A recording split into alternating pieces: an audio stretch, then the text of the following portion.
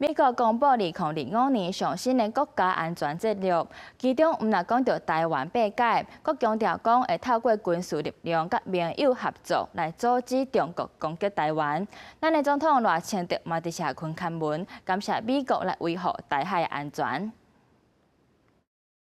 美国川普政府当地时间7暗发布新版国家安全战略，专门有33页文章，唔若是8摆提到台湾。比拜登政府时期，伫内容中表示无支持台湾独立。川普2点空无提起这段文字，意是讲美国无支持任何单方面改变台海现状。虽然在川普新版的国家安全战略里面强调美国优先、盟友分摊的概念，台湾都一直被视为美国不可取代、不能退却的战略、经贸以及科技重要的伙伴。但是针对中国大陆，他们的用语是非常谨慎的，显示美国会利用多元的手段来面对台海两岸的这个变数。总统赖清德是伫社群平台感谢美国将协助台海冲突列为优先事项，佮强调第一岛链的安全互访更加解脱。这个战略目标就是台湾无代志，印太都无代志。也毋过报告中虽然呼吁自海爱台湾对待支援，也毋过提起中国的部分，方针为联署更加谨慎，避免受过强烈学者认为，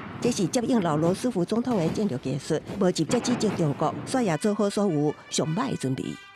提出美国跟盟国都要有这个集体防卫的能力，等于间接的替高市早苗首相的启动集体自卫权的说法提供背书，也是象征地缘政治的翻转，中国变成最大的威胁。川普政府近期持续展现对台的支持，包括川普总统刚签署了新任期首相友台法案、台湾保证落实法，以及宣布对台首批军售等。台湾将持续稳健推进与美方的安全合作，确保台海与区域的安全与稳定。外交部也搁一摆表示，政府会继续积极强化自身国防实力，包括8年1.25条的国防特别预算，就是要向国际展现台湾坚定守护国家、维护现状的决心甲意志。公视新闻采访报道。